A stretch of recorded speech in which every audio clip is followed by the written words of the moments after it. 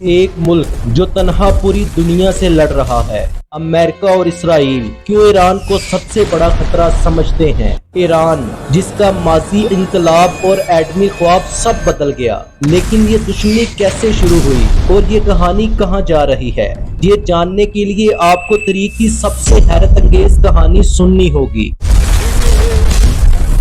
We shall never surrender! America, Iran is a disgrace. Israel Iran's main enrichment. اور ایران، آخر یہ تینوں کیوں آمنے سامنے ہیں؟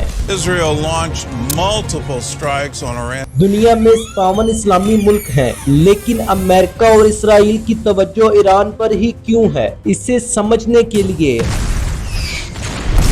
ہمیں دوسری عالمی جنگ کے وقت میں واپس جانا ہوگا۔ We shall never surrender!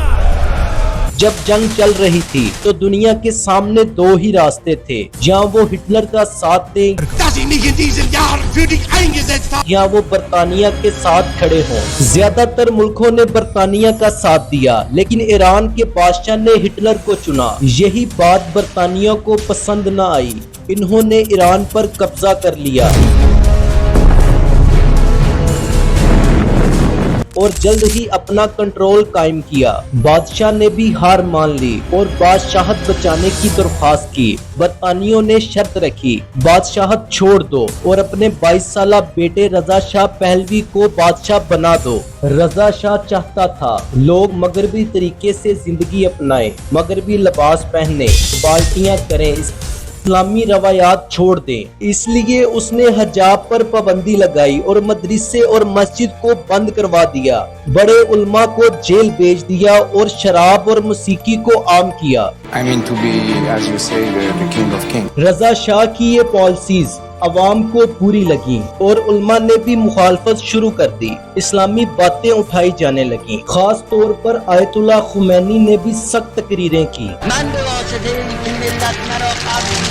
وہ عوام کو بیدار کر رہے تھے تاکہ بادشاہ کی طاقت کم ہو سکے۔ بادشاہ نے خمینی کو گرفتار کر لیا اور ملک سے نکال دیا۔ وہ عراق چلے گئے جہاں صدام حسین نے ان کی طاقت کو محسوس کیا۔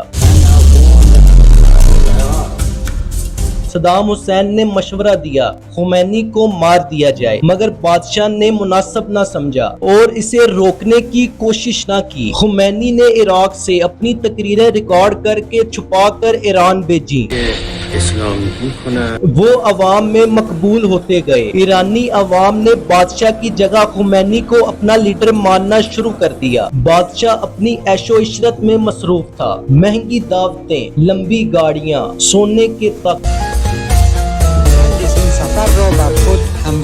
جبکہ عام لوگ مہنگائی سے تنگ تھے۔ اب عوام خمینی کی باتیں ماننے لگی اور انقلاب کے اثرات نظر آنے لگے۔ انقلاب قریب آ رہا تھا، آہستہ آہستہ عوام کا دباؤ بڑھا۔ شاہ نے امریکہ سے مدد مانگی، لیکن مدد ناکافی تھی۔ Express to you our deep gratitude. بادشاہ کو ملک چھوڑنا پڑا اور خمینی واپس آئے، جہاں لوگوں نے ان کا شاندار استقبال کیا۔ بڑی عوامی ریلی ہوئی جس میں لاکھوں لوگ شریک تھے۔ مرگ بر امریکہ، مرگ بر اسرائیل کے نعرے لگے۔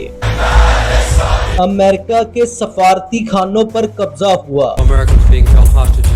جو ایران امریکہ دشمنی کی شروعات تھی۔ اس دوران عراق نے ایران پر حملہ کیا۔ 8 سالہ جنگ شروع ہوئی۔ ایران نے اپنی فوجی طاقت بڑھانے کی کوشش کی، خاص طور پر ایٹمی طاقت کے لیے۔ پاکستان نے وہ نظام فراہم کیا جس سے یورینیم کو ایٹمی ہتھیار بنانے کے قابل بنایا جا سکے۔ جب امریکہ کو ایران کے ایٹمی پروگرام بنانے کا پتہ چلا تو اس نے ایران پر سخت پابندیاں لگا دیں۔ معاشی نظام گرنے لگا، تیل اور گیس کی تجارت کم ہو گئی۔ ایران نے بھی اعلان کیا کہ وہ بم نہیں بنائے گا اور امام خامنائی نے بھی فتویٰ دیا کہ ایٹمی ہتھیار اسلام کے خلاف ہے۔ یہ اعلان کچھ وقت کے لیے دنیا کو مطمئن کر گیا، لیکن بعد میں کشیدگی دوبارہ بڑھ گئی۔ ٹرمپ نے جوہری معاہدہ ختم کیا اور ایران پر نئی پابندیاں لگا دیں from the Iran nuclear deal. اور 2020 میں جنرل قاسم سلیمانی کو مار دیا۔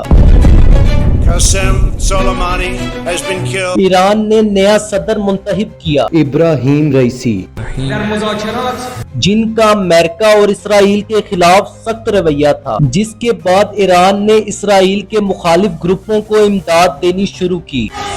اسرائیل نے ایران پر حملے بھی کیے۔ تازہ انتخاب میں نرمی رکھنے والا صدر آیا، جس نے اعلان کیا کہ اسرائیل ایٹمی ہتھیار نہیں بنائے گا اور دنیا سے بات چیت کرنے کے لیے تیار ہے۔ از نظر اعتقادی شکی نداریم، لیکن اسرائیل اسے خطرہ سمجھتا ہے Iran has never given up its quest for nuclear weapons. اور مسلسل ایران پر الزام لگا رہا ہے۔ Iran has never given up its quest for nuclear weapons. Who will be the first to achieve nuclear weapons? From there, it's only a few months, possibly a few weeks. Iran could produce a nuclear weapon in a very short time. An initial device within months. اب معاملہ صرف ایٹمی طاقت یا دہشت گردی کا نہیں، بلکہ مستقبل میں برتری کی جنگ ہے۔ We shall never surrender! میرے چینل حسن بٹ آفیشل کو سبسکرائب کر لیں اور بیل آئیکن کو بھی دبا دیں، کیونکہ میری ہر نئی آنے والی ویڈیو آپ تک آسانی سے پہنچ سکے۔